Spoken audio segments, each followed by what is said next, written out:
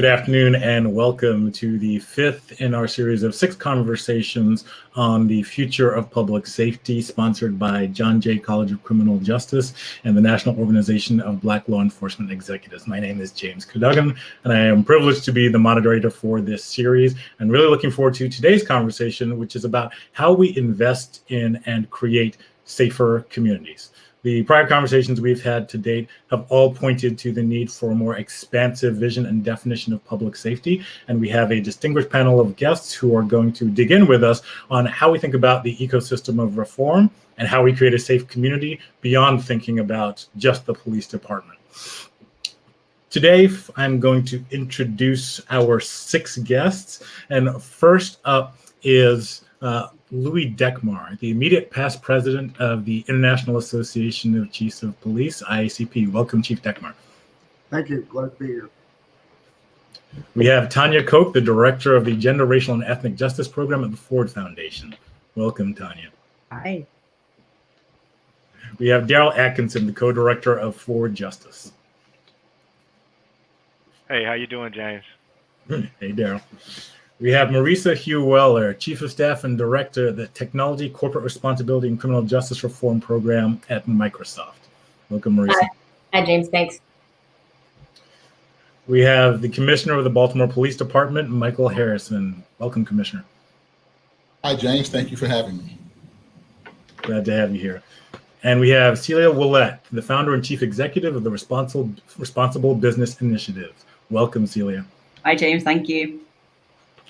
And we will also have joining us the mayor of Seattle, Jenny Durkan, who will be with us in just a few minutes. So as we have had in prior conversations, what we're really looking for is dialogue across difference. And with the voices that I just introduced, we will get started.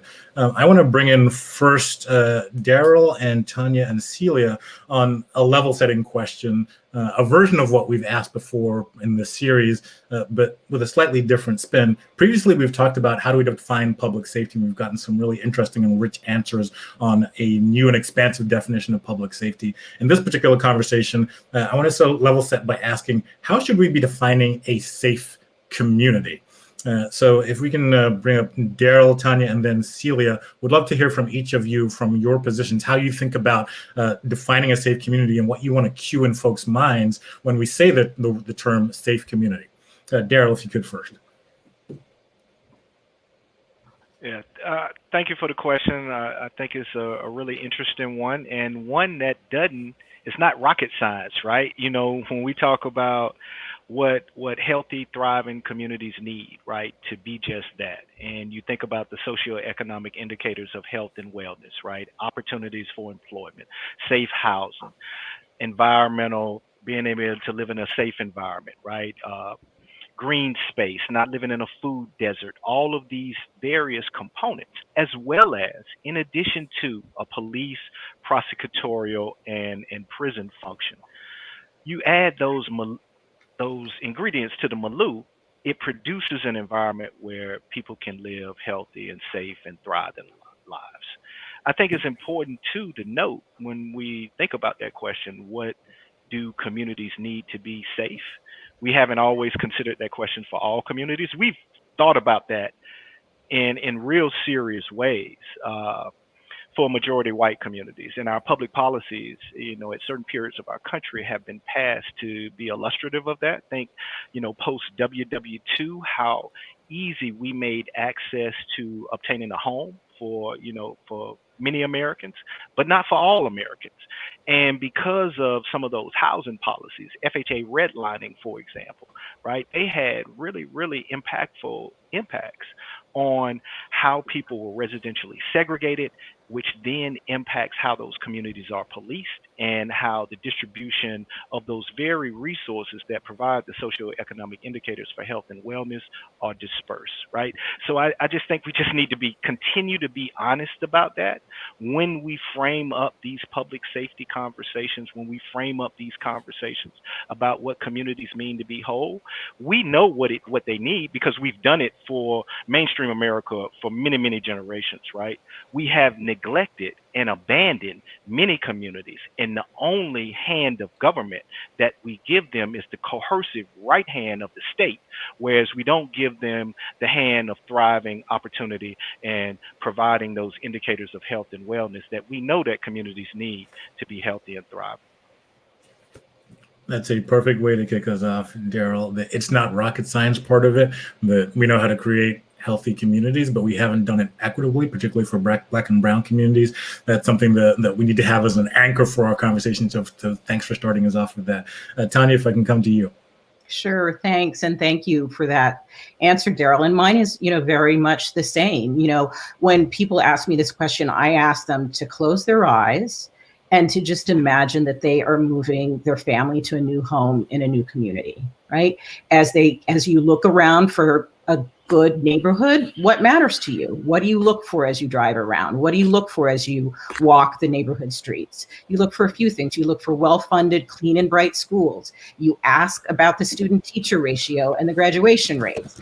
You look for clean green space, right, where there's sports teams playing and children playing safely. You look for signs of an economically healthy community, right? Is there a clean and orderly business district without boarded up storefronts?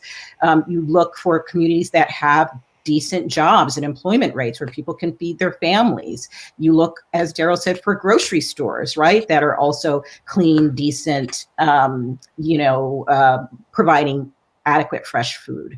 You look to see, are there signs of homelessness, or do people have housing, right? You look for access to good healthcare. You ask, is there a good community hospital around? Are there affordable health services, right?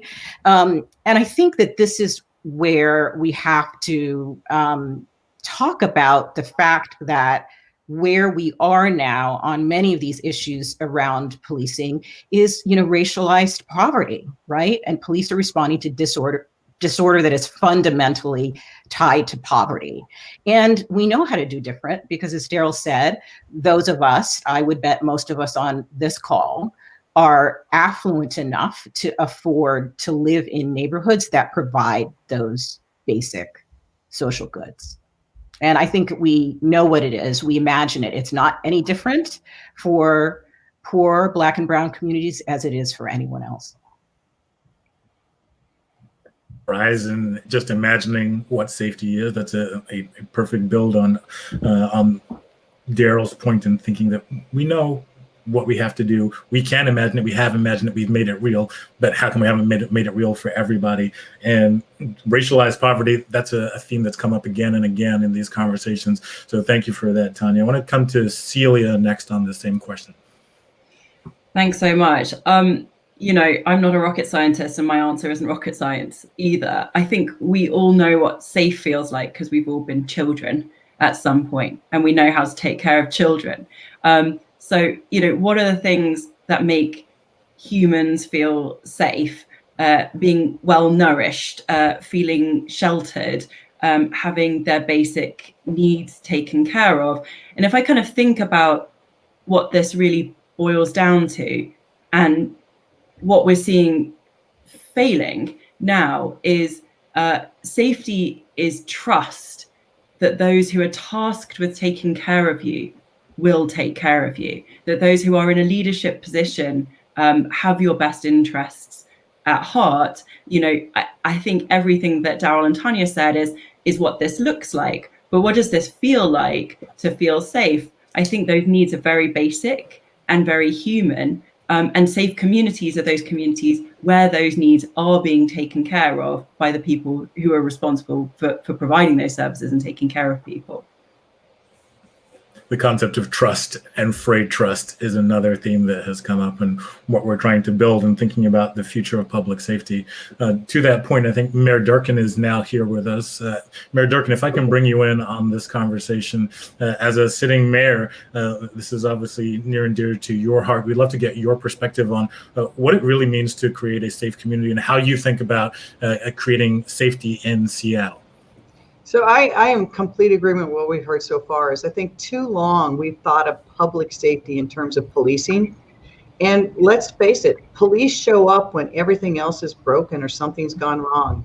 And we have seen in our BIPOC communities that we have under-resourced and underinvested those communities, both intentionally and unintentionally, for generations. And if we want true community safety, we have to invest in those things that we've already heard about that we know make communities safe: affordable housing, access to food, access to educational justice, true economic equity, and letting community itself tell you and choose where those investments are made, I think, is also part of it. So in Seattle, I've talked about two things. I think we absolutely need to reimagine and reform policing so that when someone calls 911, we don't just default to the idea that an armed police officer has to respond. It may be a different response that we need: a social worker, crisis intervention specialist, someone who knows the family. But even upstream of that, we have to invest strongly in community and let community guide that. So in my budget, which I'll be announcing next week, I've committed at the beginning of this summer that I would commit $100 million new dollars into the BIPOC communities in Seattle and let those communities say what they needed and where those dollars should go. And I think we have to do that sustained over a period of 7 to 10 years, because in Seattle, you know, we are a city that's predominantly white, but there's a neighborhood that is one of the richest communities in terms of true community connections. But kids there, it's largely Latinx. Kids in that community have a shorter life expectancy than kids in a predominantly white neighborhood just miles away.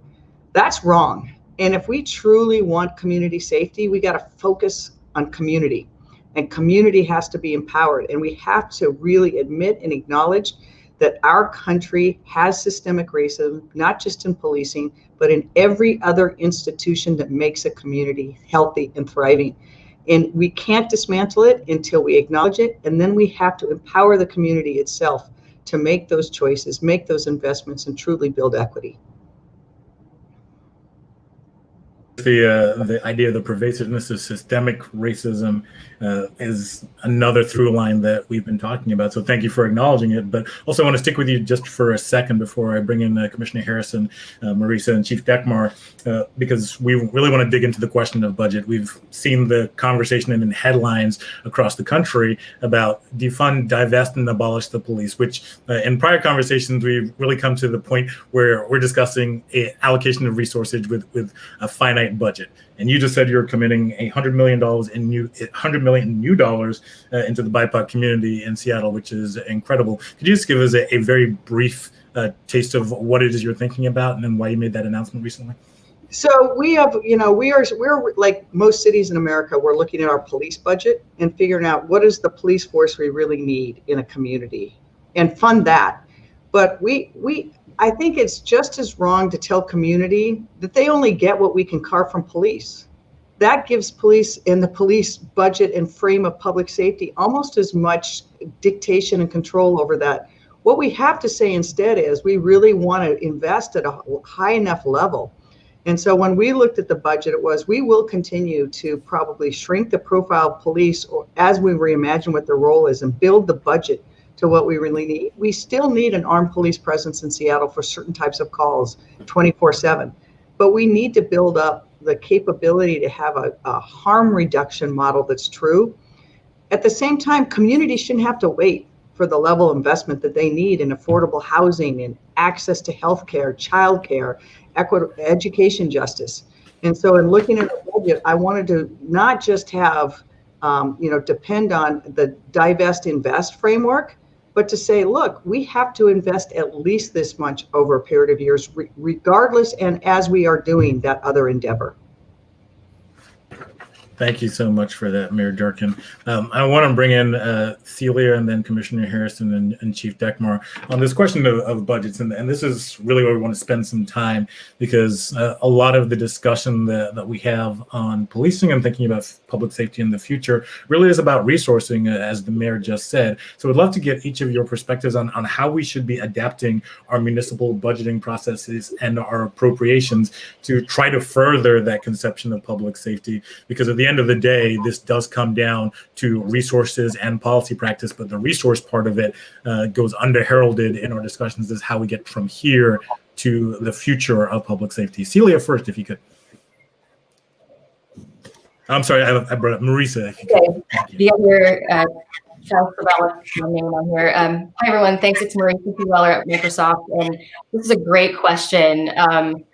Obviously, so just a brief intro. I lead the Justice Reform Initiative at the company, and it's part of a multi-pronged strategy to really be investing in communities, not just from the justice reform angle, but from the broader conception of racial justice and how a corporation, which cannot do it all on its own, does need to not just step back when things get difficult, but really step up in times like this, and when and kind of have an enduring commitment to racial justice as well.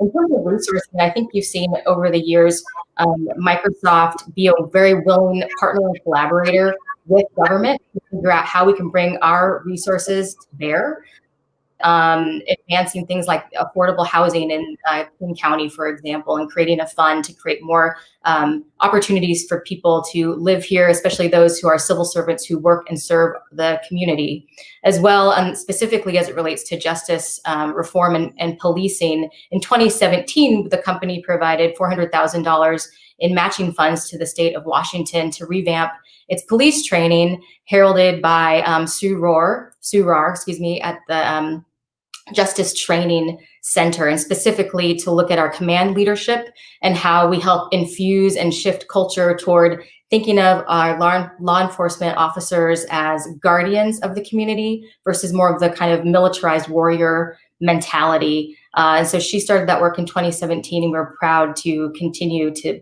support it as well. So I do think that there's just an opportunity, more so than ever perhaps, for private sector and public sector to work together to figure out, well, where can we lend resources? So that's my take. I'm very interested to hear from the other panelists as well. Thanks so much, Merisa. And Chief Dekmar, if you could. Sure. Well, I think probably a way to start is to look at historically, how has the police arrived at where they're at today? And the fact is, in my agency, and I believe this is, I know for a fact nationally, 10% of what the police are involved in actually has to do with crime that results in an arrest. About 90% of what we do is some form of social work, intervention, referral, mediation, problem solving. And that has evolved over time because of the neglect, much to the mayor's point, of these other services not adequately being funded and landing at the door of the police. And let me just give you one extreme example. In 1960, when we were a country of 150 million, we had over 600,000 inpatient beds for those affected by mental illness. Today, we're a country of over 330 million, and we have less than 60,000. And so in essence, what we've done is we've criminalized mental illness. The three largest mental illness treatment centers in this country, Rikers Island, Cook County Jail, Los Angeles County Jail. My trepidation about cutting the police and defunding the police before you upload these services is that there's going to be a disparity in the response and the resources that are available. So what I would expect is that communities that are truly interested in beginning to shift the social work interventions that police do to other resources is you maintain the status quo with the police, you start infusing investments in these other services, and then as the calls drop from police response, you begin to adjust that police resource according to those reduced calls. But if you start reducing the police numbers without the resources there, I'm afraid what you're going to end up with is chaos. Two really important things I took from that, Chief. Number one, the 10% crime arrest work versus 90% social work is a really important framing for this conversation. And then the idea of leveling out and thinking about maintaining police status quo in terms of budgeting while investing in these other services that otherwise need to pick up the slack for what police are first responders for is a really helpful way to think about our next steps. One other point. Please, go ahead. With regard to mental illness, because we've got individuals that are severely mentally ill. 25% of fatal police shootings are individuals affected by mental illness. There was a study done 7-8 years ago, looked at 707 police-involved shootings, 36% suicide by cop or individuals affected by mental illness. We've got an individual in our city, the police have responded 70 times since 2015, and I'm sure the commissioner has a host of those experiences that he could share. You're picking up on something that we talked about last week with medical professionals about what it takes to care for public safety and public health and welfare at the same time. And that's a really important point about the overrepresentation of people with serious mental illness in terms of officer-involved fatalities and shootings. Thank you, Chief. Commissioner, if you could. Yeah, James, thank you so much. And look, everybody said it so well. The chief has said it almost exactly like I have been saying it, not just here, but in calls around the country, about the gap that's created when you defund police. Two things will either happen. When you defund the police and cut the money from our budget, and by the way, our city council cut mine a couple of months ago by $22 million. Either we cut the budget and we expect the police to do the same work with fewer dollars, or we cut the budget and move the work away to another entity. So the question remains, is that entity even in existence? Is it built, and is it ready to accept what we're handing off, which in the classic example would be calls for mental illness? And or do we create a gap in services where we have been the responder 24/7 because there has been this investment in that other entity that doesn't exist? And because we're the agency that has been in the community, able to respond 24/7 within a couple of minutes, now we want to pass the work on to, and we should, because there are people who are better served to do it. But are they a 24/7 operation? Is the dynamic in the entity built, and can they handle it to the level we're handling it? Because if they're not, we create a gap. Now, the way the chief explained it is almost how I explain it. I use the analogy, James, of building a stadium. Never do we tear down a stadium to play a game in a new stadium. What we do is we build a new stadium, and while we're building the stadium, we continue to play a game in the old stadium until the new one is built. Then we transition into the new stadium, and once we're there, we then tear down the old stadium. That's the same analogy you heard the chief talking about. If we don't do it that way, then we create a gap, and we sometimes create more harm than good, because we have been required to respond to all of these calls that others are better suited to do, but have not been doing it because of the disinvestment. But we have adapted, we've overcome, we'll do it again.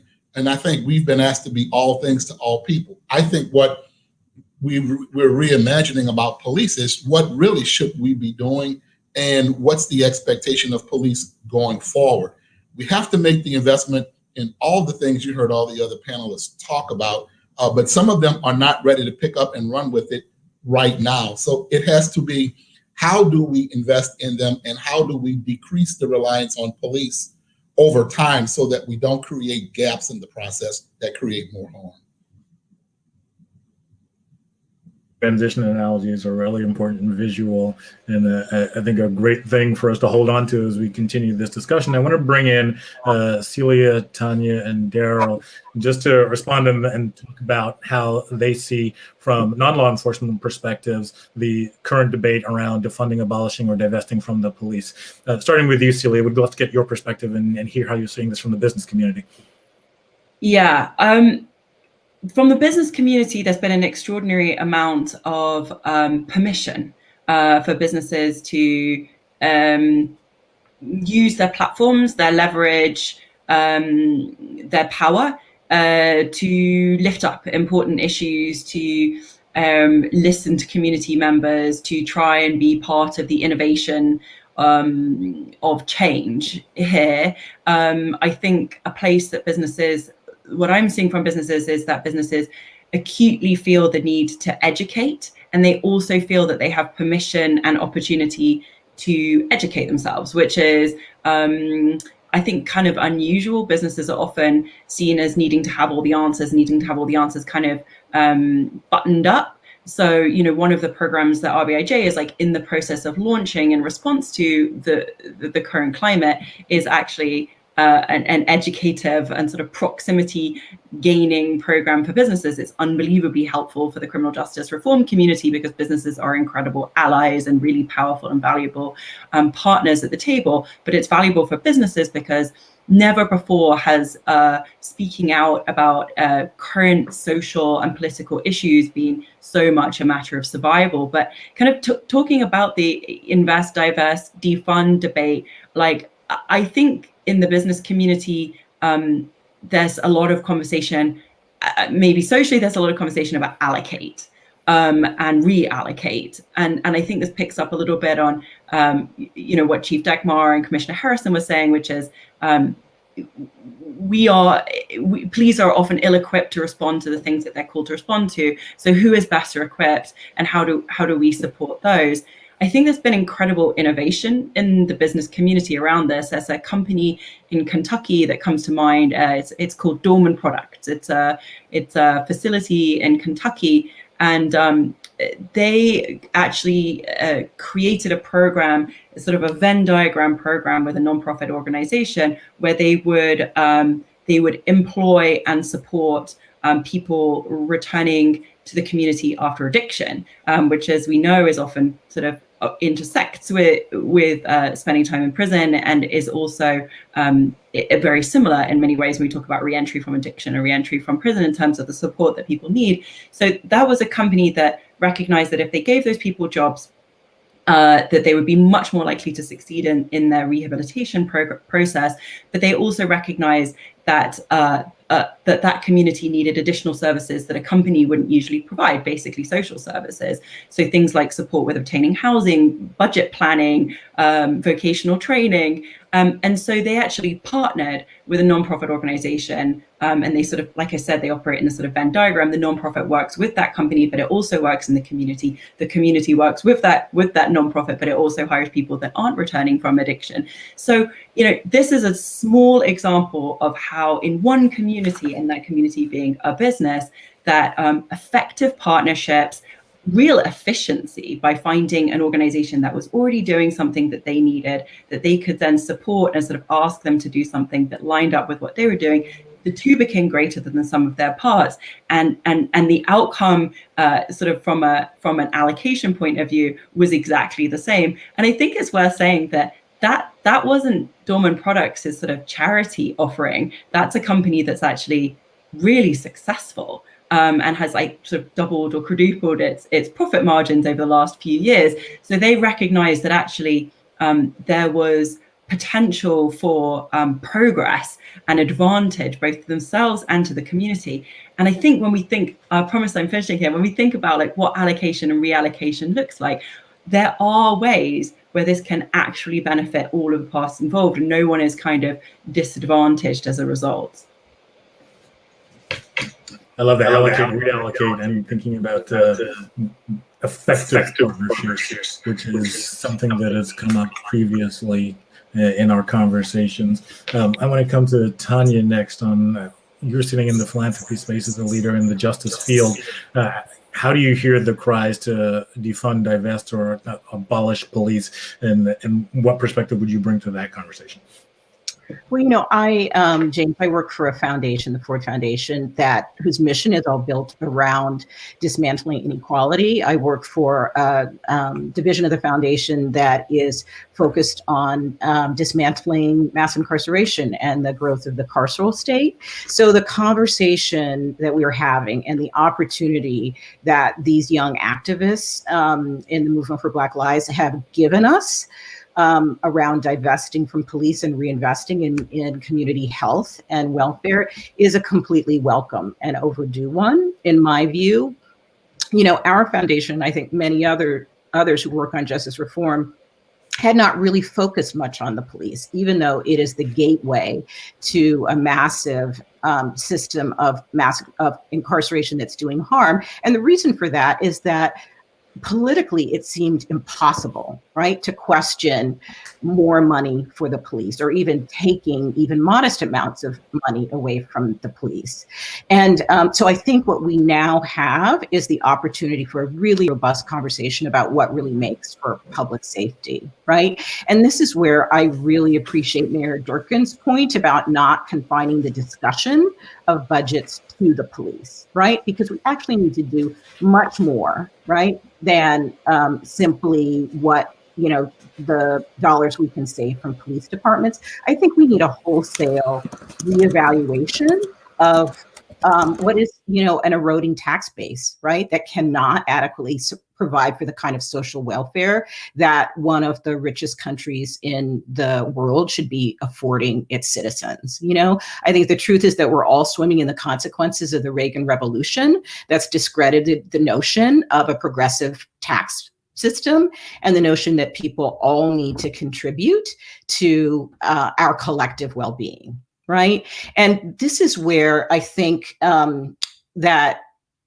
this is where I think that we let philanthropy off too easy and we let corporations off too easy, right? The truth is that philanthropy has seen an enormous increase in our sector in the last 10 to 15 years as a result of income inequality. And the truth is that if the billionaires who are funding our foundations were actually advocating for a progressive tax system, actually paying their fair share in taxes, we would be able to afford these investments and inputs that I think we are all agreeing make for a safe and healthy community. Right. And philanthropy is very much, I think, trading around the edges, right, by funding the symptoms rather than addressing the problem. But here too, I think corporations have a responsibility to do much more. It is not enough for corporations to do a little public-private program here on the side around a particular intervention program or an after-school program. The truth is that corporations are part of the problem of a broken capitalist system, right? That is driving inequality. And those corporations need to rethink how much they are paying people at the bottom of their pay scale and paying living wages that can actually produce and power economically healthy communities, right? That will ultimately be the solution to poverty, right? We need not just more jobs, but better jobs that pay better wages. And I don't see any way around this problem, treating it as a problem of a paucity of programs instead of a problem of poverty. You packed a lot in there, Tanya. This is really helpful. Just to recap briefly, the idea of the moment that we're in and the opportunity that this incredibly effective grassroots organizing has presented us with is a baseline and an incubation for a lot of this discussion about a new public safety. So I really appreciate you raising that. And the notion that we shouldn't let philanthropy or corporations off the hook with piecemeal programs as distinct from thinking systemically about what creates poverty and how we can attack those root causes and hold ourselves responsible is really important. So thank you for that. Coming to you, Daryl, your perspective on the defund, abolish, divest debate. Yeah, we need a domestic Marshall Plan. You know what I mean? To really have a fundamental reordering of our society and various priorities and how we use our resources and time, talents, and treasures. But just without getting too caught up in that big question, kind of, I guess, drilling down to your specific question in this kind of really false dichotomy of fund or defund, invest, divest, because, we're always making those decisions all the time. Those aren't new decisions, right? But it's kind of tough. And I understand that the commissioner's job, and the head of an institution as a police chief, your job is to protect that institution and protect their budget and to protect the vitality of that particular institution, and that includes in protecting the budget. But it's kind of difficult to hear as a civil rights lawyer who sues police departments, as a formerly incarcerated person who's been beaten up by the police and been beaten up by prison guards, it's kind of tough to hear that if we don't continue to give the police the same amount of money, we're going to get a gap in services. Because see what happened in Rochester, New York, when a black man who's naked in the middle of the street, who's obviously in a mental health crisis, where the police put a spit hood over his head that results in his death, that don't sound like services to me. My community don't see that as services. And if those are the services you are providing, we certainly want a gap in that. We don't want no more of that. And it's hearkening back to really, you know, I'm a son of the South. My parents on my mother's side, my mom is from Tuskegee, Alabama. I was born on campus, on campus, in fact, and all of my people are from down there. And it really harkens back to that period of my grandmother and grandfather's period when they were coming up in the city, that things would happen within our community that were needed to be addressed, where folks needed to be held accountable. Somebody might drink too much and hit a loved one. Somebody might steal another one's tools or something along those lines. But they weren't calling Bull Connor to come adjudicate that issue, because Bull Connor was going to bring more harm to the community than good. Many of our communities are in that very same place, and what we need are the resources and the agencies to determine how we want to deal with those issues ourselves without having the state involved, right? And so we're seeing that kind of innovation happen all around the country. So for example, in Durham, the Durham Beyond Policing Coalition rose up and was able to block a budget request from our police chief of adding additional 72 officers would have added $2.2 some odd million to the policing budget. They were able to block that, but they just weren't blocking it and saying we don't have an alternative.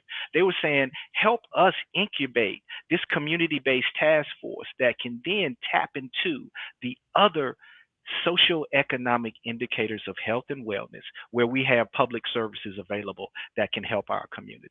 Help us fund more local nonprofits, because as noted, academician Pat Sharkey has found in some of his research that in cities, big cities, where they had a significant concentration of nonprofits per 100,000 residents, that they saw rates of violent crime go down.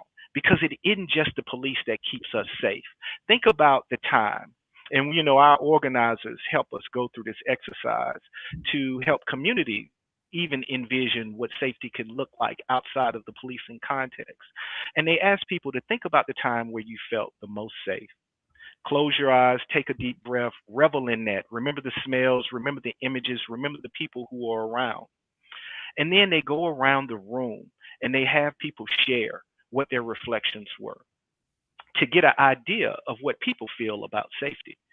And every time, James, people talk about, man, when I was at the family barbecue or the church picnic or the community block party, I felt really safe. Never do they say, when they showed up with that paramilitary tactical gear and the helicopters, I feel real safe. When they had the AR-15 and was knocking down, kicking in the door across the street, I felt real safe. They never say that. So what we really need to be tapping into is what the community's aspirations and dreams are, and funding what they need to be safe.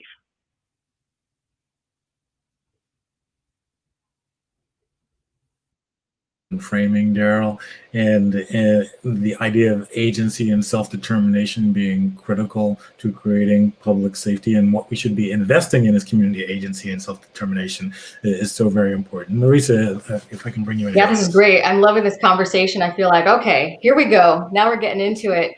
But I wanted to build on a point, Tanya, that you made around, corporations and philanthropy, and kind of the difference between programs and initiatives and actual enduring impact.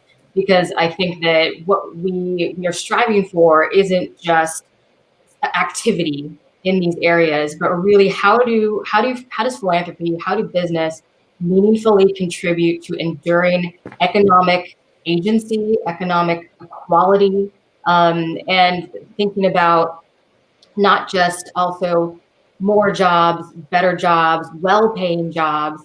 But then also, how does a company think about using all of the tools that in its economic tool chest, if you will, to contribute to that? And so for us, one piece of that is we have committed to, over the next 3 years, double the number of African American Black owned suppliers with whom we spend, basically, which will result in a net new $500 million with companies, organizations that are Black owned. And I mention that just not because it's like, oh, look at us, we're so great, but it's trying to think really creatively around what are the tools and levers we all have that we can apply toward this, because it's not just about one piece of a particular puzzle. I think about the work I lead around justice reform as a necessary but not sufficient piece of the puzzle of it, having a company like Microsoft try to really dig in on racial justice and racial equity. So I just appreciated, Tanya, your comment about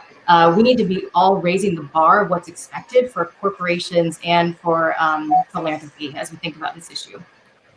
Agree completely. Thank you for that point. Right, they're hiring, and there's racial justice, racial equity hiring, and subcontracting that we and corporations need to be thinking about too. So I appreciate that point. Thank you both for that. This is a really important thread of our conversation. I'm going to turn to Mayor Durkan and Commissioner Harrison and Chief Dekmar to dig in on the practicalities here. So once we're talking about how we reinvest, give us some sense of how you think about specific programmatic investments that you need to make. I know, Madam Mayor, you just talked about the $100 million in new dollars that you want to invest. Would love to peel that back a little bit and hear how you would frame to our viewing audience who are coming to this and thinking about this new future of public safety we want to capture together. What is it we should be investing in? We'd love to hear all three of your perspectives, but starting with the Mayor. Yeah, thanks so much. And I'm answer that, but I also just want to echo, I agree about rejiggering what our whole economic and taxation framework is. We have put so much on cities, and can I tell you as a mayor, we are now the safety net for America. And until we revamp our federal tax base and corporations don't try to make money for their shareholders that tend to be founders, venture capitalists, and the like, they do it for workers, and they do it so that this wealth is spread. I think we will have these kinds of conversations and others. When it comes to the practical parts of policing, so I think that we know what worked. So I want to take the $100 million, and I think something that has been said a couple times from a couple different people here is self-determination and self-empowerment is critical. For my $100 million proposal, there will be a community-led group. There'll be a task force that will listen to community, decide where that money needs to be invested, how it needs to be invested, and come up with a 7 to 10 year plan for each year to be at that level so that we get the outcomes that we want. And we've done that in other areas. We've passed a large levy that increased the amount of free preschool, really good preschool, and it's mostly free preschool and used by communities of color, and 2 years free college for every high school graduate. And the people who are taking advantage of that are usually our students of color. So we know there's programs that can work over a period of time and have outcomes. When it comes to policing, we also know there's programs that can be harm reduction programs that work. And I disagree with the notion that you have to wait till you've rebuilt the whole department before you can make the investments. We have to start making those investments now, but we can start with things that are harm reduction models now too, without having to change the whole police department. I'll give you 2 examples.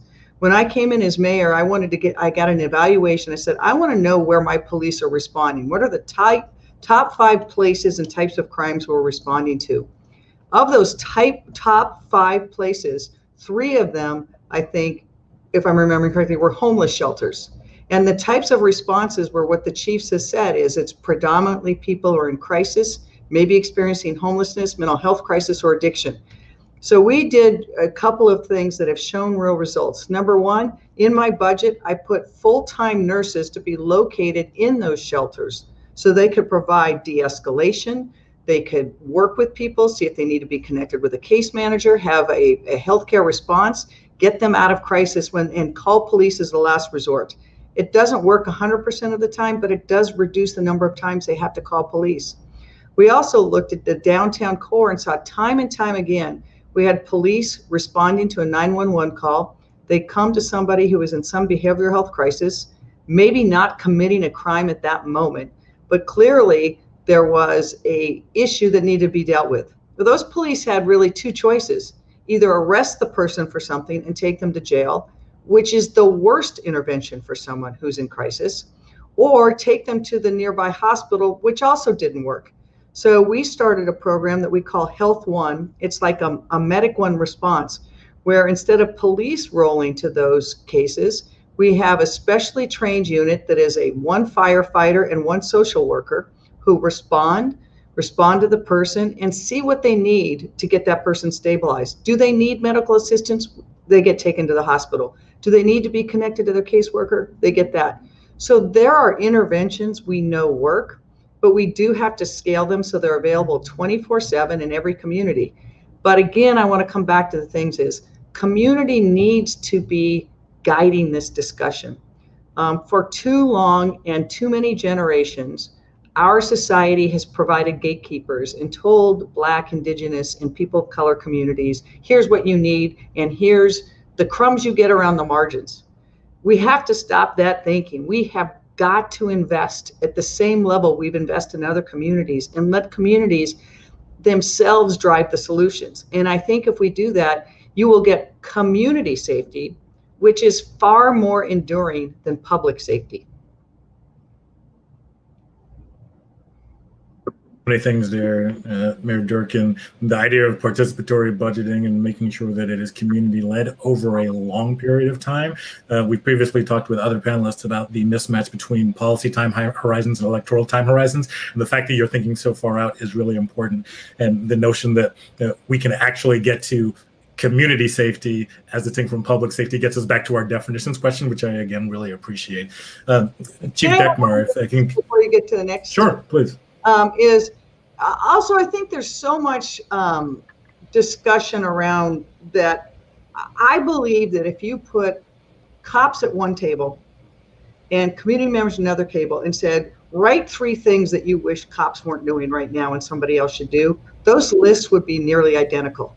Because we are more and more, police are responding to those situations where it's because so much is broken above that, whether it's the foster care system, whether it's domestic violence, whether it's addiction or mental health or homelessness. And so if we had better resilient structures, harm reduction structures to deal with that, our police then would be able to optimize their response and be more connected to the community. So I think that long-term solution is better for community and better for police. Chief Dekmar, I would love to get your response to that. One is, no police chief or law enforcement professional is going to support the kind of responses that have been described regarding showing up, with the AR-15 and escalating the situation. The facts are use of force in policing is very rare. Fatal police shootings are rare. More people are killed in hospitals by staph infections in a week than are killed by police officers in a year. We go to hundreds of millions of police calls a year. We're assaulted 50,000 times a year, 10,000 feloniously, and we take the life of right around 1,000 folks, despite the fact we're making somewhere between 11 and 12 million arrests. In those instances, though, where the police have behaved in a way that's outrageous, illegal, it ought to be quickly condemned, it ought to be prosecuted, and it ought to be addressed, and there ought to be clear accountability. And those agencies that don't do that make it more difficult for the agencies that are committed to these principles. I agree, what the mayor is saying, I agree with, because she apparently has in place those resources to fill the gap. She's got the nurses, she's got the paramedics. My colleagues that I talk to, where there is discussions and in some cases the funding occurring, those resources have not been allocated, and those organizations or agencies to deal with those situations have not been created or implemented. And I would also say that many of the incidents that involve law enforcement, these are repeat calls. Officers make referrals. officers refer them to other resources, and the resources spin them around and send them back out the door. This is frequently occurs at hospitals with homelessness and individuals affected by mental illness. They go in, they spin them around 3 times, give them a shower, and they're back out. So the intervention by the police in many instances is very successful, but what isn't successful is the commitment of resources to intervene in a way that's long-term and prevents a re-encounter with the police. Much, Chief. Commissioner Harrison. Agree with the mayor and everything she talked about, especially with harm reduction programs that allow police departments to offset some of the work, because we're actually working on prevention and intervention programs instead of having to respond to it all. I fully in support that. That's what we're doing here in Baltimore. And I actually fully agree with Daryl's point earlier, and I want to make sure I'm clear about that. When I talk about creating a gap, here in Baltimore, there was a demand for the police to stop being dispatched to mental illness calls. But the city has no organization to respond to them in our place. The only organization does not have the capacity to handle the full city and cannot handle 24 hours a day, 7 days a week. So the demand for us to stop would have created a gap because nobody else is there to pick it up.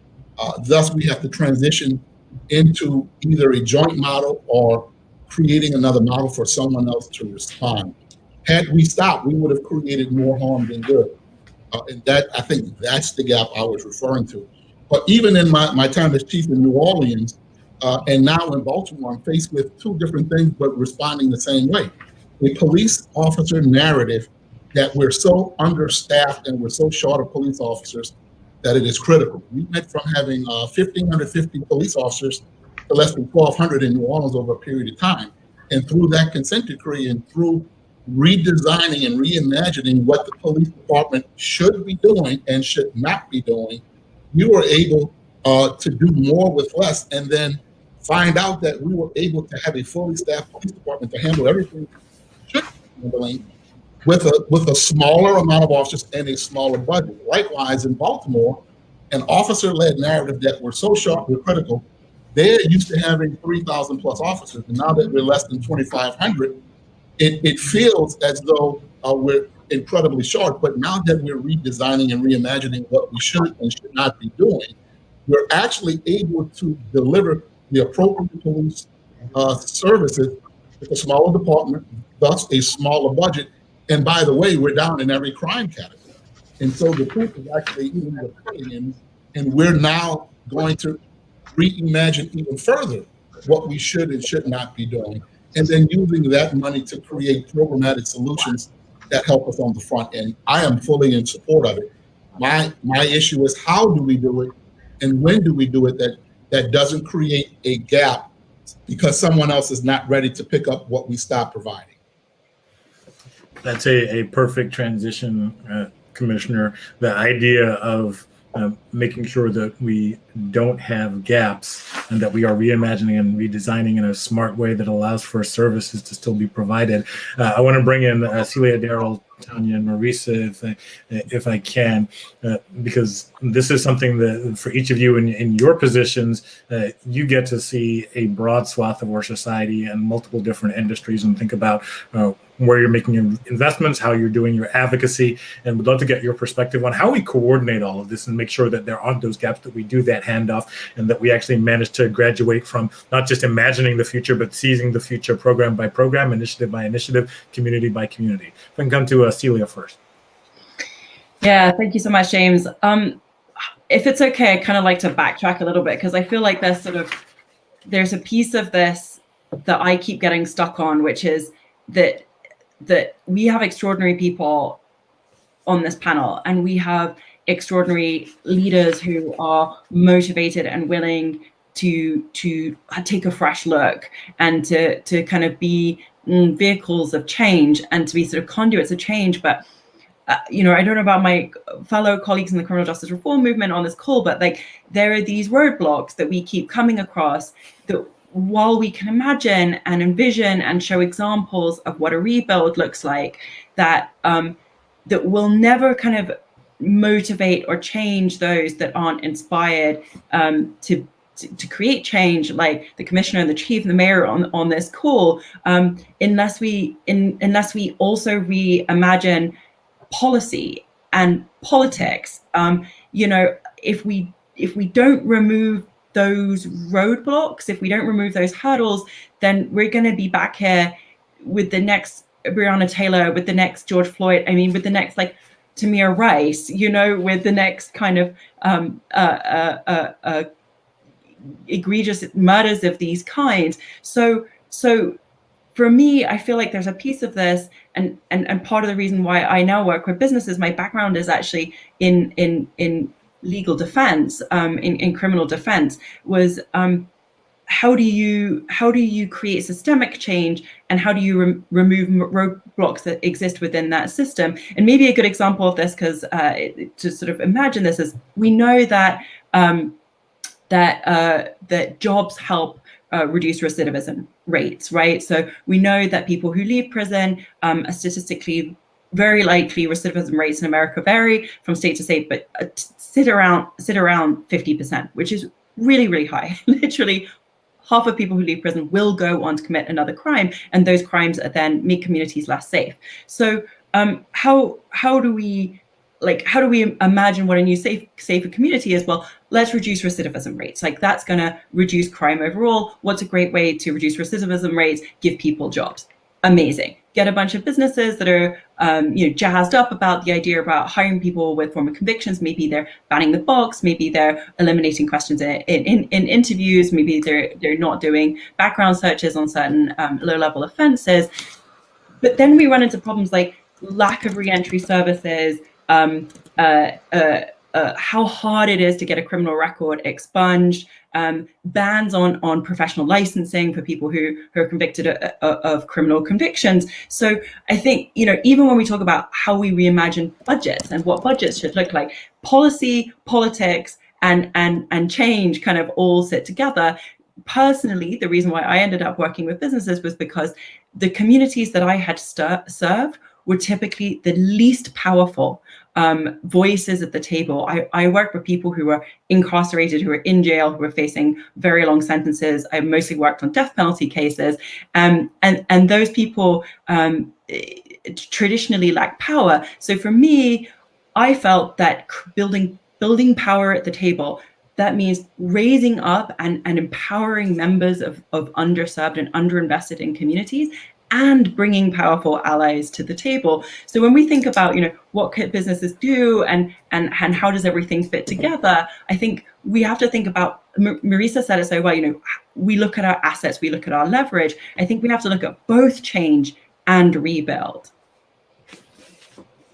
So, Celia, you anticipated my next question on what are the obstacles stopping us from making all of this real. So since you anticipated that, to Daryl, Tanya, and Merisa, feel free to jump in on that question of what's the obstacle in our political system, or we can go to the multi-sectoral question. Dealer's choice, starting with Daryl. Yeah, I'm gonna first reserve some time for rebuttal, James, but I wanted to I wanted to go to something that Chief Dekmar has brought up a couple of times related to the high utilizers, right? People who are consistently interfacing our local jails, hospitals, if we have any kind of community-based mental health centers. And once again, James, we kind of studied this issue when we were in the Obama administration. The single biggest intervention that you can have that's evidence-based, is proven, is permanent supportive housing with intensive case management. It's been proven, right, to interrupt the cycle of high utilizers. That takes not just a commitment from police, right? To, if those folks were in any way to come in contact with them, to try to refer them back to their case management kind of protocol. But it also takes a commitment from the other parts of society that have a function in producing that permanent supportive housing, in producing that wraparound case management, right? So I just want to lift up again, these are not new things that we have to, oh, let's have a task force and a blue ribbon commission and let's go study this thing again. We already have a lot of answers to these things, right? And we could be implementing these things if we so fit. With regards to some of the other models that I've found effective, some of my, or seen effective, some of my work while I was at DOJ as a fellow, and it was in your neck of the woods, Commissioner, from Baltimore, and we visited Sand Hills and we visited some of the cure violence models and violence interrupters, where community people who were formerly incarcerated, people who were former gang members, once again, evidence-based proven that they've had some of the best results in interrupting violence at a community level before there's even a call for service, right? When the beef is even percolating, right? We've seen those interventions be able to prove effective because, like what you all have found from in the policing context, you know, from some of that technology, whether it's scattershot or the different kind of databases that let you know where the shooting has come from. The violence in our community is coming from a very small subset of people, right? And if we can identify and ameliorate beef before it happens with that very small subset of people, and that's even been shown, proven in some of David Kennedy's work in his High Point model, High Point, North Carolina, right? With the street safe stuff, that you can even give people a choice, like, hey, you can go through door number 1 or door number 2. But the efficacy in bringing up that example is that the violence is coming from a small amount of people. Why set up a policy and practice regime in community that puts the whole community under siege when it's 2 folks doing the shooting, right? That makes no sense, and it turns the very community against you, right? With regards to some of the bigger structural changes and some of the obstacles that are in the way of those bigger structural changes, let's just be really, really honest. I mean, I see it as 3 major kind of pillars of evil that are keeping, you know, us not having the perfect union that we ultimately want to see, right? Structural racism that work in service of white supremacy and is baked into every single institution in our country. Patriarchy, right? It's a reason why Black men were given the vote before all women, right? And it's, once again, patriarchy and male domination and women not being equally exalted, because once we see women more embedded in various institutions, they produce different outcomes. We see that in policing and corrections as well. And then lastly, capitalism. This system does not work for everyone. And we have to have a fundamental reordering of society. There is too much wealth concentrated in too few hands. And so we can talk about these, hey, let's give folks some jobs. There are not enough jobs. And we don't want to be honest that our economy is not set up to produce enough jobs that produce livable wages for people, because we have these big, huge conglomerates and CEOs making huge amounts of money, right? Let's just be honest. These are the huge structural barriers that are standing in the way of the fundamental change that our people want to see. Daryl, you took us to church again. Structural racism, patriarchy, capitalism. I so appreciate those points. Merisa, I want to come to you next on this.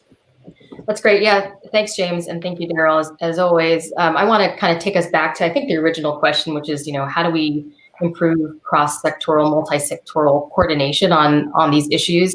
And I was jotting down some things because it made me think about a quote that is not new, but I recently reheard from the CEO or president of MasterCard, Shamina Singh, around kind of building off of the old proverb, you could go fast or you could go far. And, you know, she said so eloquently, if you want to go wide, go with government. If you want to go deep, go with NGOs and academia. If you want to go fast, go with private sector. But if you want to go far, go together.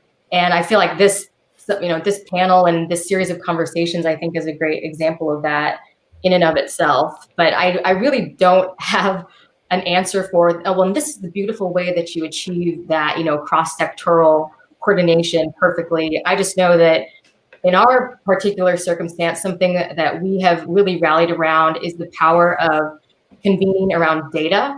And, in part that's our bet as a data and technology company, but bringing multiple sectors to the table to talk about, well, what does the data show? What can we learn from it? A particular example I'm thinking of right now is the work we've been able to do and start with, continue for the National Police Foundation on the CompStat 360 model. Where there was a mayoral task force that had some thoughts and really great ideas around how do we integrate community sentiment, community feedback into how police departments measure success, essentially KPIs, if you will, to borrow kind of a more corporate-y phrase. And our first implementation site is Tampa Bay, Florida, the first of 5 sites. And so we'll be walking alongside that process to provide data support, visualization support.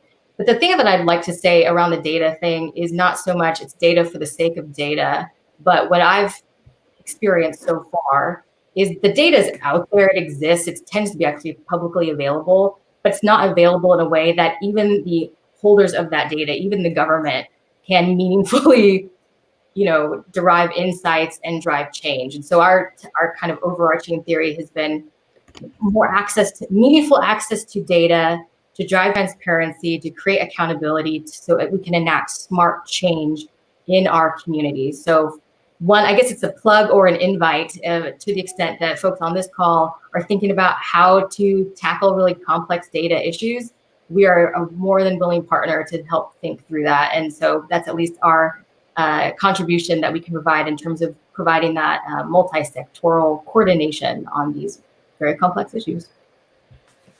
Thank you, Merisa, for rating data, but not just data for data's sake, data in service of something that has to be accessible and placed into the actual machinery of how we govern ourselves. That's a really important distinction. So I so appreciate that point. Tanya, if I can come to you. Sure, thank you. I want to link the previous discussion, the thread we were discussing about crisis response, to this question of what sort of multi-sectoral initiative we need and what's the obstacle. With regard to crisis response services, I would say yes, we need crisis response, but I would go further upstream. I think we need to ask ourselves, why are there so many children in foster care? Why are so many homeless people having mental health crises on the street? Why are so many people addicted to drugs in the first place? Because those are all signs of an unhealthy community, right? And if people don't have adequate housing, food, income, healthcare in the first instance, what we get are neglected children, we get stress, we get trauma that leads to drug addiction and untreated mental illness, right? That then require the crisis response, right? That we're debating. And it just seems to me that by not seeing people's humanity and needs in the first place, we create these downstream problems, right? That then become emergencies. And I just want to say to Merisa, I really appreciate your framing about going wide, deep, and thoughtfully. I'm going to ask you to send me that analogy that you. Happy to do it. Yeah, it's really beautiful. I heard it from somebody else, so. The truth is that we need all of those sectors, government, nonprofit, private sector, but you also need public will, and you need political will of our leaders. And that, frankly, has been a huge obstacle to change here, right? You have concentrated wealth and runaway capitalism, right? I don't, frankly, see the business sector talking about its own role in creating inequality and all of these downstream problems. I don't hear people talking about, fixing shareholder-driven capitalism. And thank you, Mayor Durkan, for raising that, because that is a huge part of the problem. I don't hear people talking about renovating our tax base, right? A lot of the obstacles here are lack of government funding for social supports.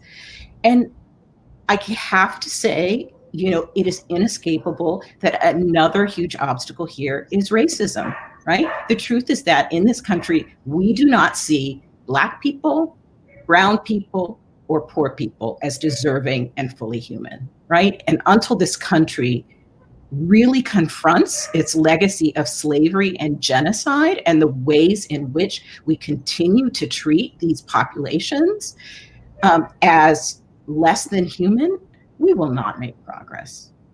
We will not make progress. Been framing this conversation and why we've been grateful for the sponsorship of NOBLE, National Organization of Black Law Enforcement Executives, and John Jay College of Criminal Justice, who are raising and training the next generation of justice leaders and police officers and advocates. This is a really important American issue, but it is uniquely inflected and rooted in race.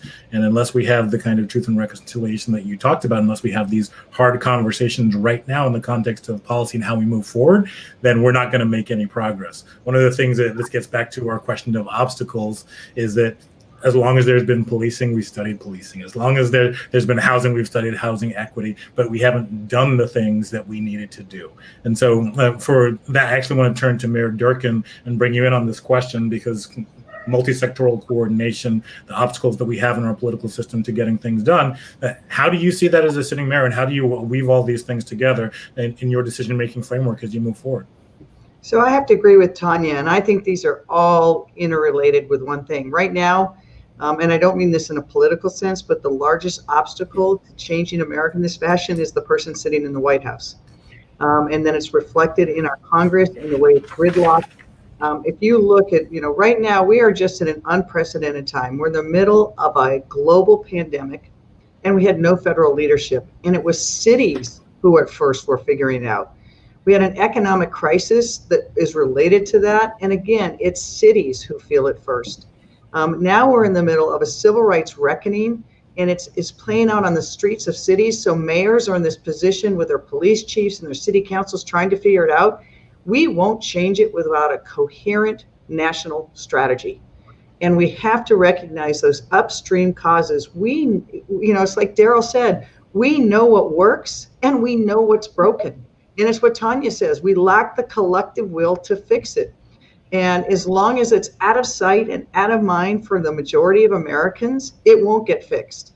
And I think that's one of the things that has been so important about the protests we've seen since the murder of George Floyd is it cannot be out of sight or out of mind.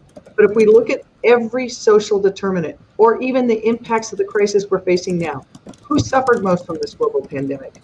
It's people of color, Black Americans and Latinx in our state. Who suffered from the economic crisis? Again, our communities of color. If you look at healthcare outcomes, education outcomes, that shows you it is baked into the systems. And if we don't, as Tanya says, admit it and acknowledge it, we will never change it. And then we have to have the collective will. So I think the biggest obstacle is Americans, particularly white Americans, have to quit viewing that as a threat to themselves and their own public safety, and instead see that broad community safety is better for us all and provides us all with better safety. And we're seeing right now in this presidential campaign, this president has decided that the specter of, chaos in the streets is what could win. And so he is sowing that kind of division. Of course, he's been, singling out Seattle time and time again. He declared us a anarchy zone. Apparently, Attorney General Barr wanted to have me charged with sedition or other crimes. And that shows you that instead of using the power of their positions to better America, they want to continue those same obstacles and those same divisions, which are the largest thing, I think, that keeps us from doing what we need. So I think we need collective political will, but I have to tell you, corporations have to play a role. And I am so grateful to having Microsoft and other corporations who time and time again through their philanthropy help us. But I want corporations to stand up and say, you know what? We're going to make sure that we return X percentage of the money to our workforce. And $15 an hour isn't enough. We're going to make sure that their kids can go to school, that they have a pension plan they can count on, that they have health care their family can count on.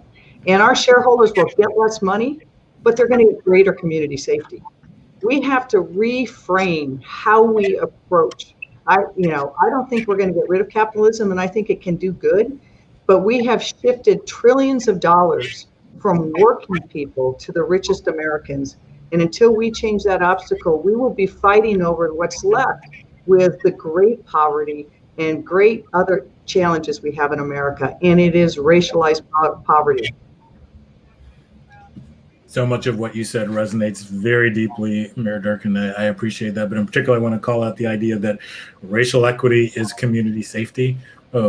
That's something that we all need to embrace. So I very much appreciate you raising that amongst the host of other incredible points you just laid out. I want to get to Chief Dekmar and Commissioner Harrison on this same question from the law enforcement side and how you see coordination, because so much of your responsibility is up and down to the elected, to the people and the communities that you serve.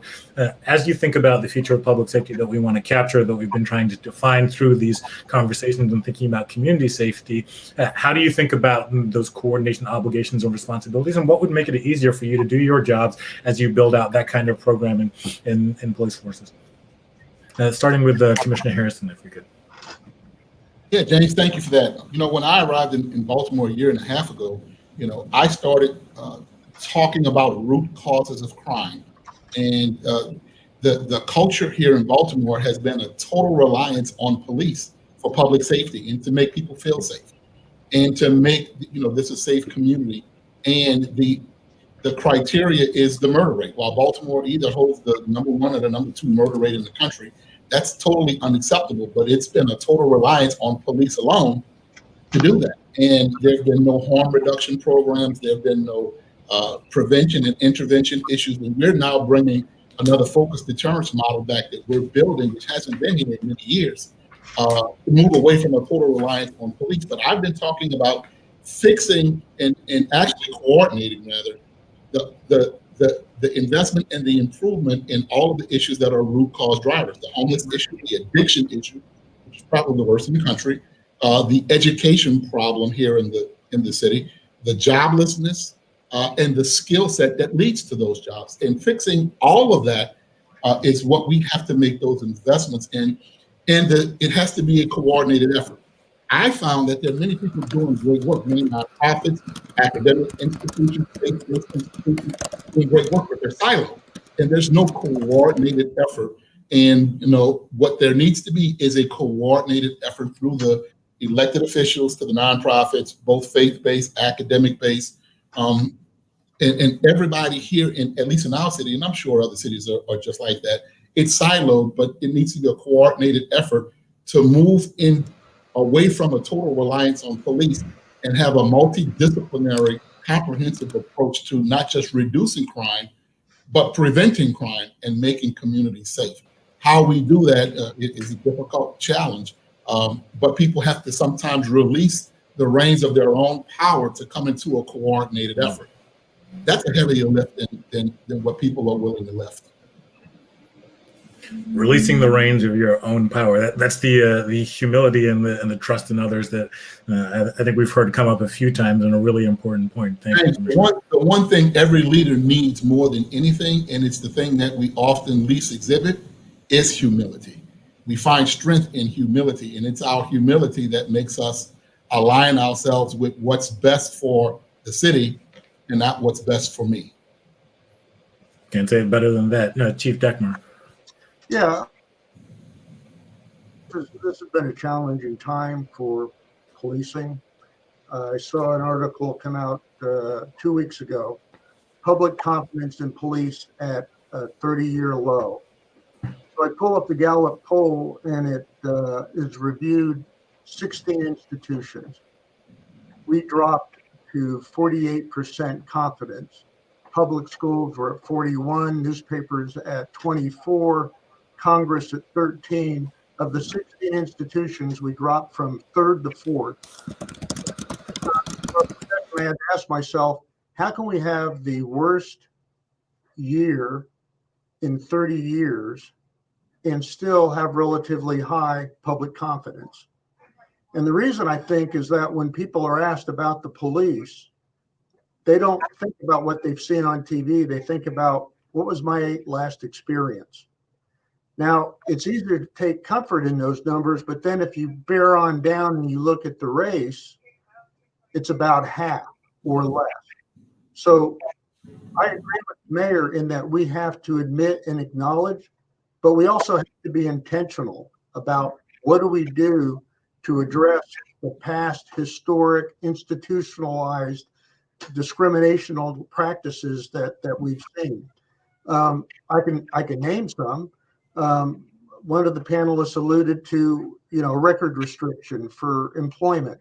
Our police department was the first in the state to take the record restriction legislation, meet with the judges, prosecutors, court clerks, get them to agree to waive fees, and we acted as the ombudsman. And I think we've so far been successful in restricting the records of around 500 individuals that were arrested but not convicted.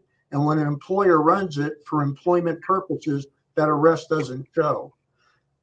Prison reentry, working with parole and probation, so that we meet with them along with the 40 or 50 different organizations, faith-based, other government entities, nonprofits that are available to them, and reminding them, if you think you're jammed up, don't commit a crime, contact us, let us show you one of our partners that might be able to help you out. Car care program, when we stop folks, instead of giving them a ticket, we've worked with all of our parts stores and given them discount coupons so they can get that defective piece of equipment taken care of.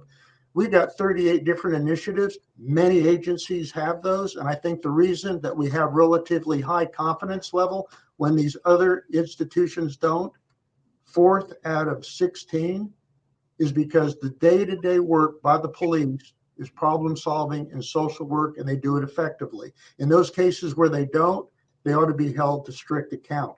That's number one. Number two, city councils, state legislators need to quit criminalizing mischief. Eric Gardner, what was he arrested for? Selling loose cigarettes. Who created that? City council. The state of Washington, Mayor, your Supreme Court said, as a matter of public policy, union arbitrators' decisions are more important than the public policy of officers testifying truthfully or answering truthfully in a internal investigation. So unions and officer misconduct that oftentimes is marginalized by arbitrators ought not be the public policy. The public policy ought to be sound public policy of officers are expected to perform consistent with the standards and always, always be truthful. Integrity is paramount to what we do.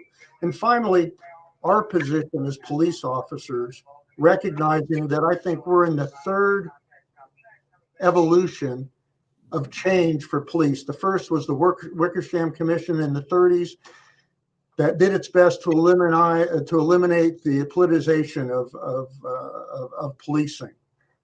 Then the Presidential Commission in the 60s on crime, where we recognized that training was absolutely important if we're going to address the issue of civil rights violations and police missteps.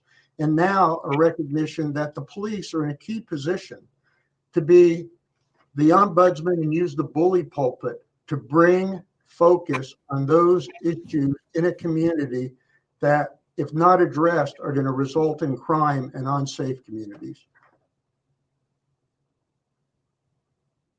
Good way to round out this particular segment. That we're in the third evolution of policing and the history from Wickersham to Kerner to 21st century policing, and that evolution is incredibly important as part of our data set going into this visioning exercise on the future of public safety. Thanks so much, Chief. I want to bring in Celia and Merisa very quickly on questions of the private sector and the business community, because it's so important for us to be able to have all voices at the table in this ecosystem of reform that we've talked about time and again throughout this series. But we would love to hear from you both, from your positions. What is most important, and what would you like to see from your counterparts in the business community in playing their part in corporate responsibility and trying to help define and capture a new future of public safety? Starting with Merisa, if you please. Sure, thanks. This is a huge question, and I know we only have a few minutes, and I want to make sure Celia has time, but just something that as an overarching frame for how I think of it, if I could write down my wish for how we could see corporate America engage, is the fundamental recognition that, of course, we need to take care of our own employees, but that's kind of table stakes. I think that an acknowledgement of how fundamentally important it is that the health of the communities within which we operate and to whom we sell, and that for a large corporation like ours, it's basically the globe, but that our destiny as a company, our success of our shareholders, our customers, is built upon the success and the health and the safety of the communities within which we operate.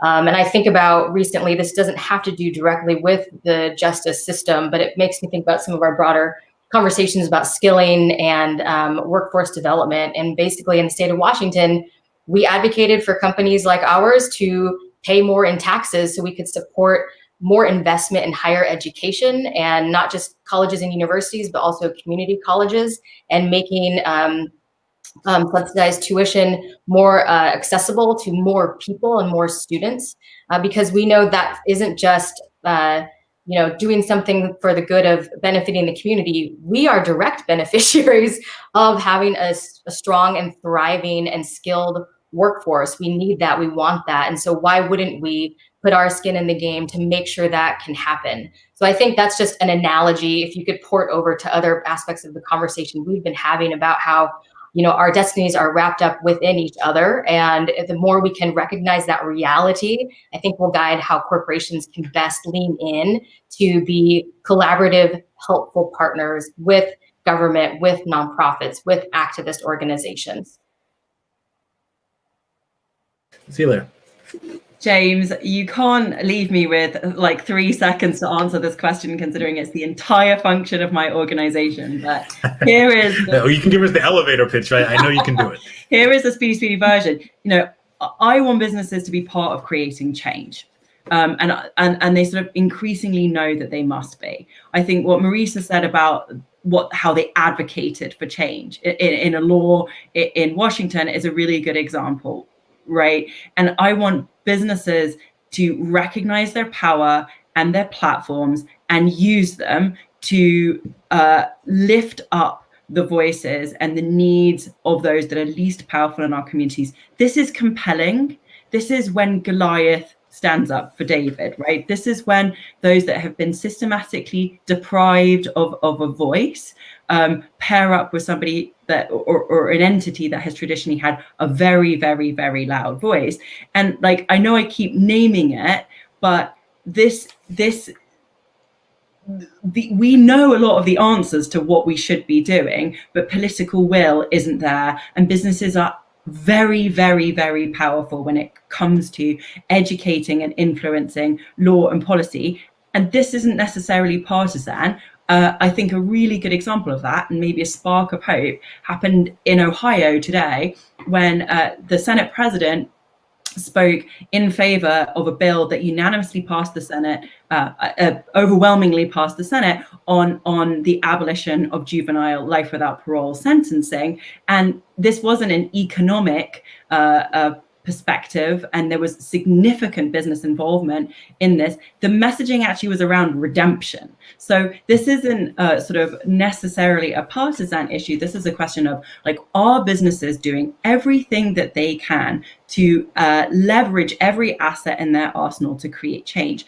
The second part of my answer is businesses must use their innovation potential. I do think Microsoft is an excellent example of that. I'm really glad Merisa is on this panel. Businesses are amazing at solving problems. They are good at investing, and they can create change and innovate through their partnerships, not just with diverse members of the community, but literally through their contracts, who they choose to contract with, what they put in their contractual requirements about who those partners are, who's in their supply chain, what are they doing with their investment portfolio? Are they strategically divesting from practices and entities that are perpetuating the current crisis, if we can call it that, in mass incarceration in the US? And so that process of investment, and I promise I'm finishing, really to me comes back to this sort of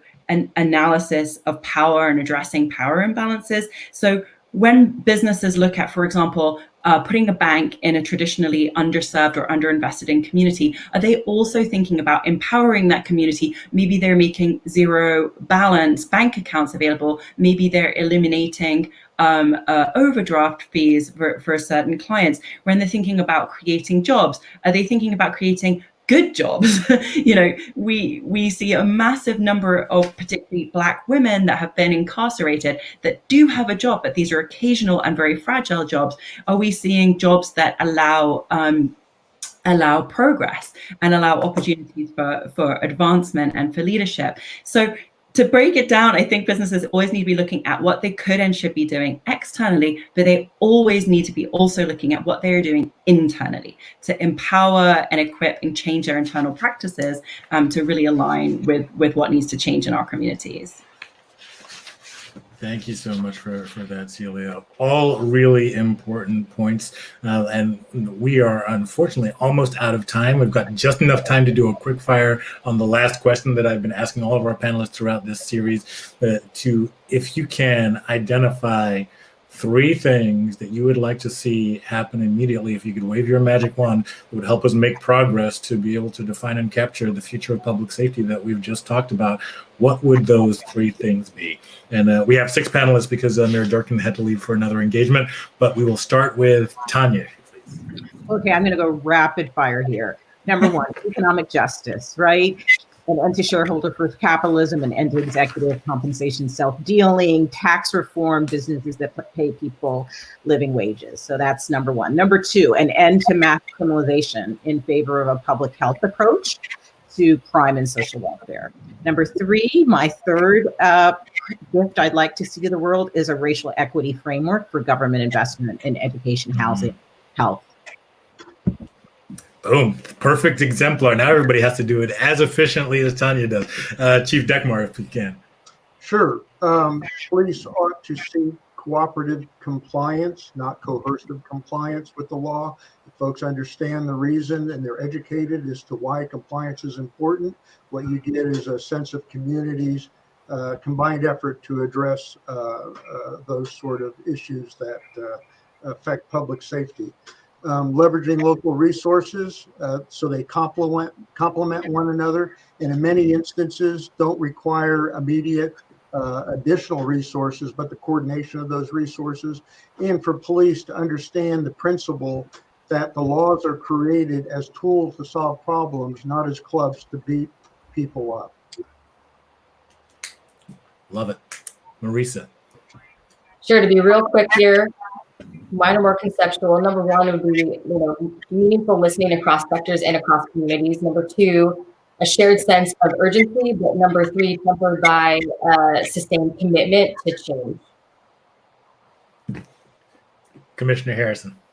Thank you. It's been a pleasure. Number 1, change of legislation at the state levels that truly allows police executives to truly run those organizations and discipline officers with community expectations built into it, that prohibits unions from collectively bargaining management rights away from management, that protects the officers. Number 2, policies, trainings, and protocols that require limit uses of force and high levels of community engagement, that really create a community policing centric organization, really away from the warrior and into the guardian model policing. And number 3, prioritization of the type of police services we deploy, right away. What can we right now say that we do and not do, so that we can only do what we're supposed to be doing and let the other professionals handle those other things.